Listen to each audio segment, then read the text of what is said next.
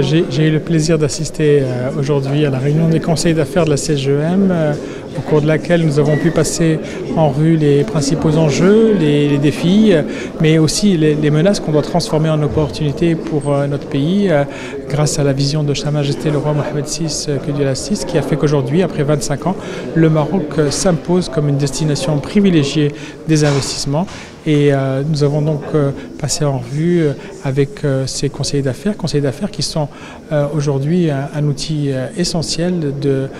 notre diplomatie économique, un outil essentiel pour le développement des investissements étrangers au Maroc, mais également des investissements marocains à l'international ou encore des échanges internationaux entre le Maroc et le reste du monde. Donc cette rencontre est très importante pour redynamiser les conseils d'affaires et leur faire jouer pleinement leur rôle. Aujourd'hui, ce sont des vrais leviers et relais sur le terrain pour accompagner la dynamique de développement international de la CGEM. Le conseil d'affaires, qui regroupe à la fois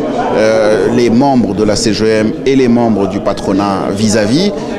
doivent nous permettre de concrétiser toutes les actions que nous menons sur le terrain. Aujourd'hui, effectivement, que ce soit l'initiation de missions de développement à l'international ou encore l'identification d'opportunités, notamment la veille, et aussi tout ce qui est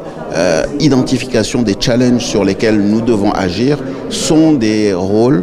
que nous assignons au conseil d'affaires et qui nous permettent réellement sur le terrain de pouvoir déployer toute la stratégie que nous avons mise en place à l'international.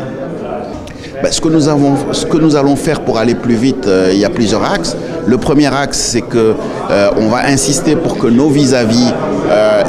nomment leurs représentants au conseil d'affaires, qu'on va instaurer une feuille de route pour chaque conseil d'affaires, qu'on aura un process de suivi de l'activité des conseils d'affaires et nous nous engagerons pour chaque conseil d'affaires à organiser au moins un événement annuel, ce qui permettra réellement de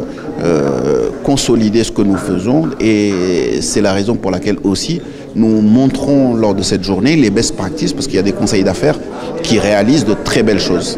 Oui, l'AZLECAF a démarré, le processus a commencé, il y a plus de 15 pays qui sont déjà dans l'AZLECAF, mais comme j'ai l'habitude de le dire,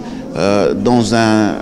une organisation comme celle-là, il faut laisser le temps au temps. On ne peut pas demander à une organisation qui a 4 ans d'âge, même pas 4 ans à partir du 1er janvier, de réaliser la même chose qu'une organisation qui a 30 ans. Donc il faut laisser à l'AZLECAF le temps de mûrir et de se développer, mais les choses sont on track. On est engagé, donc on est dans le processus. Le Maroc s'est engagé, le Maroc est rentré dans le processus, donc maintenant on commence à commercer dans le cadre de l'AZLECAF aussi.